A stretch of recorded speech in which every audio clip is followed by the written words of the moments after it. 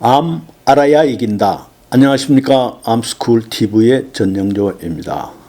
오늘은 우리들이 가장 많이 우리 한국에서 발병률이 높은 위암에 대해서 향후 6번에 걸쳐서 위암에 대한 말씀을 드리도록 하겠습니다.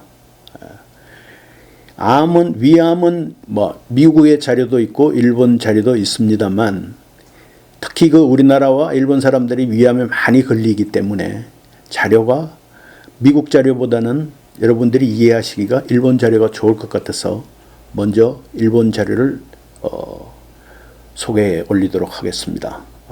이 자료는 2015년 10월 13일 일본 국립암연구센터의 자료에 의거하였습니다. 먼저 암에 대한 기초 지식에 대해서 말씀드리겠습니다. 위암은 어디에서 생기겠습니까? 위에 생기죠. 그래서 우선 위에 대해서 잠깐 말씀을 드릴게요. 위는 이 식도와 소장, 우리 작은 창자사리에 자리 잡은 주머니 모양의 J자형의 장기입니다. 위의 입구 부분은 식도와 경계에 해당되는 분문부라고 있고요. 중심 부위는 본체라고 하고요.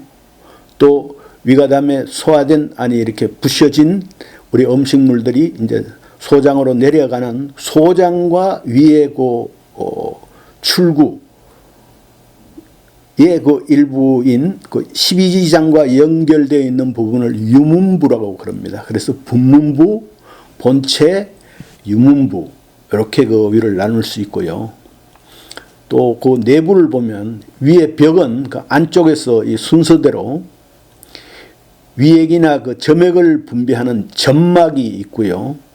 또 이 점막을 지지하는 점막 근판, 근이라는 것은 이 근육입니다. 근육판.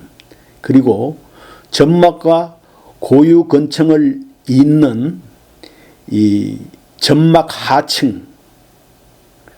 그리고 위에 움직임을 담당하는 고유근층, 이게 근육층이죠. 근육층과 위 전체를 감싸고 있는 얇은 막인 장막, 이렇게 5가지 층으로 이루어져 있습니다. 다시 정리를 하면 점막이 있고 제일 가운데 얇습니다.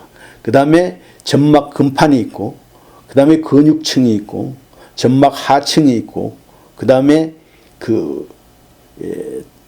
근육층, 그리고 마지막에 장막이라는 그렇게 5개로 구성이 되어 있습니다. 위에 역할은 여러분들도 잘 아시다시피 음식물을 일시적으로 저장하고 그 음식물을 소화하는 기능을 하지요. 그 음식을 먹으면 우리가 목에서 식도를 통해서 위로 들어갑니다. 식도는 단지 음식의 통로에 지나지 않지만 위는 위주머니라고 이렇게 불리며 음식을 잠시 담아둘 수 있습니다. 그 사이에 단단한 상태의 음식을 부수어 잘게 하거나 위액과 섞어서 죽 상태로 될 때까지 소화하고 또 적당량씩, 즉 조금씩 12지장으로 내려보냅니다. 위의 움직임에 대해서 조금 부연해서 설명을 드리면, 음식의 소화와 영양의 흡수는 주로 작은 창자, 소장의 역할이지만 비타민 B12라든지 철과 칼슘 등은 위에서 흡수가 됩니다. 위의 점막에서 분비되는 위액에는 염산과 우리가 말하는 위산이지요. 위산. 그게 성분이 염산입니다. 그리고 염산과 소화 효소인 펩시노겐이 포함되어 있습니다. 또한 위액의 분비를 조절하는 가스트린이라는 호르몬도 분비되고 있습니다. 염산, 즉 위산은 강한 산성으로 위 속을 살균을 하고 일정 시간 이 머물러 있는 음식의 부패를 방지하는 기능도 합니다. 이 펩시노겐은 염산과 섞이면 분해되어 이 펩신으로 변하고 단백질을 분해하여 음식을 걸쭉한 죽 모양으로 만드는 역할을 합니다. 그 위의 움직임과 위의 작용에 의해 죽 모양이 된 그 위의 내용물들은 적당량씩, 즉 조금씩 12장으로 보내져서 소장에서 효율이 좋은 소화 흡수가 이루어져서 식후 수시간에서 혹은 반나절 정도는 식사를 할 필요가 없도록 되는 것입니다.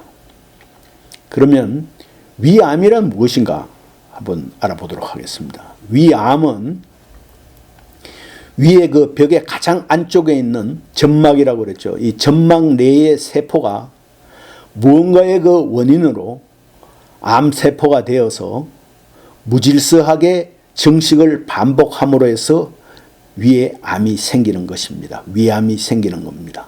그 위암 검진 등에서 이 발견될 정도로 이 크기가 자라기까지는 대체로 몇 년이 걸린다고 합니다. 그 암이 커짐에 따라서 암세포는 위에 그 벽 속으로 점점 파고 들어가서 바깥쪽에 있는 위에 바깥쪽에 장막이라 그랬죠. 이 장막이나 한층 더 바깥까지 침식해가지고 가까이에 있는 그 대장이라든지 췌장으로도 퍼져나갑니다. 이와 같이 침식되어 퍼져나가는 것을 의학적으로는 침륜이라고 합니다. 이 암세포의 조직형은 뭐냐 하면 세포를 우리가 현미경으로 관찰했을 때 그 모양을 조직형이라고 말하는데요. 그래서 암세포의 그 조직형 분류로 보면 위암의 대부분은 선암, 샘암이라고 하죠. 이 샘암이 거의 대부분입니다. 이 세포의 또 분화도는 크게 분류하면 분화형과 미분화형으로 나눌 수 있는데요.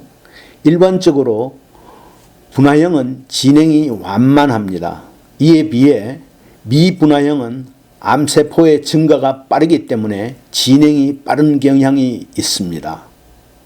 또 더욱이 이 미분화형은 그 특수한 종류의 위암인 스키러스, 경성위암이라고 나중에 경성위암에 대해서 설명을 드리겠습니다만 경성위암이라고 오해를 사는 수가 있지만 미분화형이라도 이 심도, 소위 암의 이 깊이죠. 침륜의 깊이, 그걸 심도라고 하는데 이 심도가 얕은 우리 조기암도 분화형에서는 경성위암이 되는 수가 있습니다.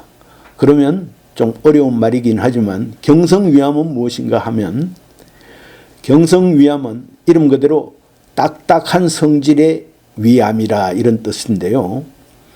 이 위암의 약 10% 전후를 점하고 있고 여성이나 젊은 사람의 위암에도 나타납니다.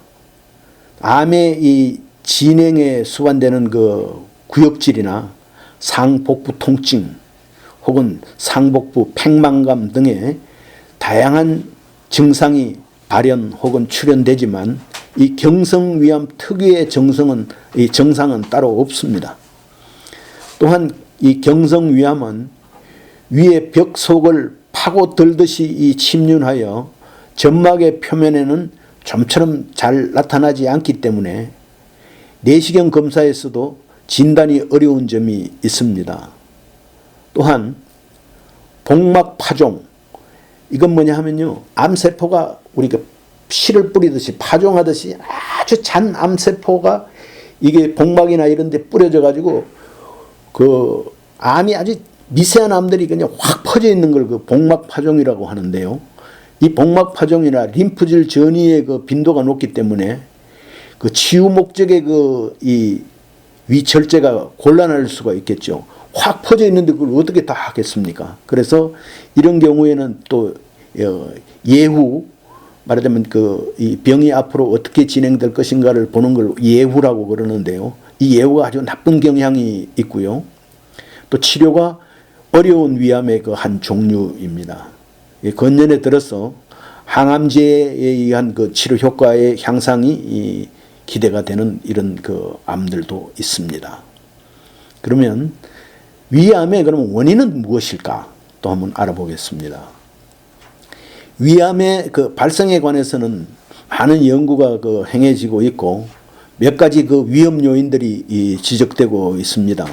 그 중에서도 역시 흡연이나 식생활 등 그 생활 습관, 그리고 위암에만 특히 있는 그 헬리코박터 파일로리라는 그 균에 아주 지속적으로 감염되는 이런 것들이 위암의 발생 그 위험도를 높인다고 평가되고 있습니다.